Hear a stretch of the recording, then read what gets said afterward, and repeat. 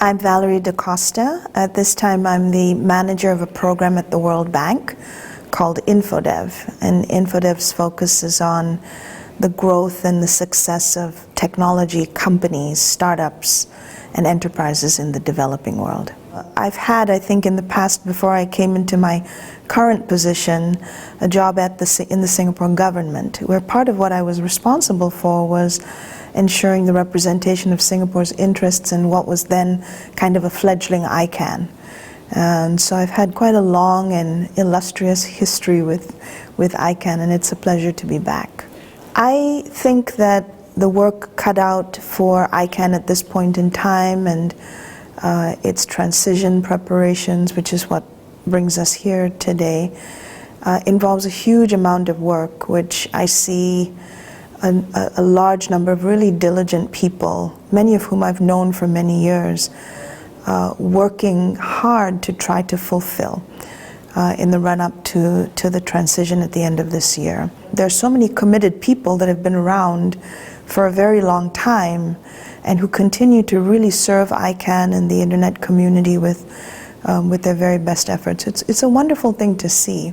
What I'm also realizing, just having left ICANN and its communities, gone into my work at the World Bank, has been this very eye-opening experience of serving the developing world, where we do interface with governments, but not only governments, with a range of stakeholders.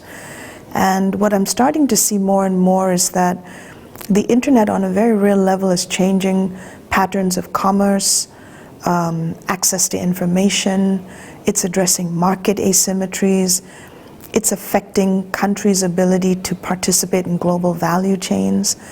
So I've seen that really the future face of the internet and its users, and therefore consequently ICANN's stakeholders, is now going to be a much bigger swathe of the world's population.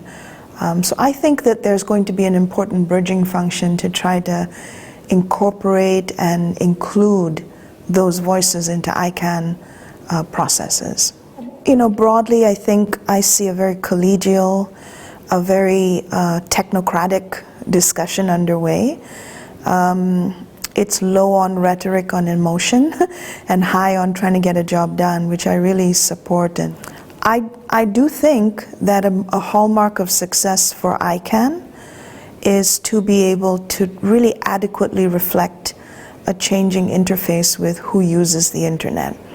The functions that ICANN manages and is a steward for ultimately serve users.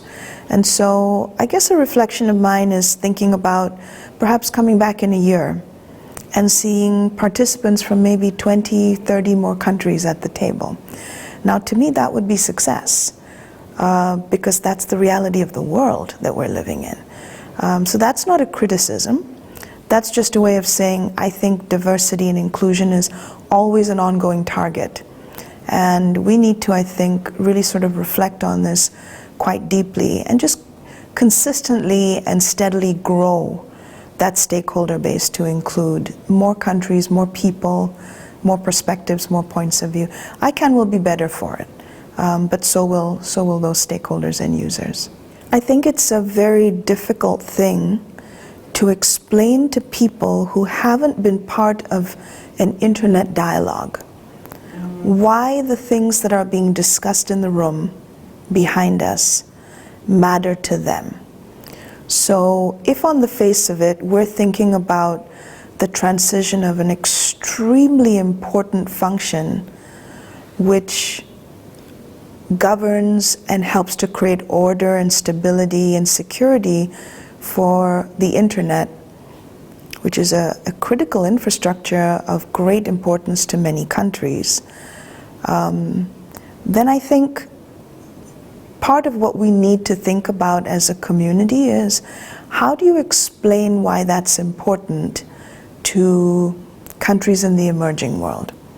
What would we say to them to say that whole set of issues concerns you because it concerns your GDP, it concerns your stability, it concerns your connectedness to a global economy, It concerns the flow of information to your users and your citizens. It concerns their empowerment and their connectedness to global infrastructure.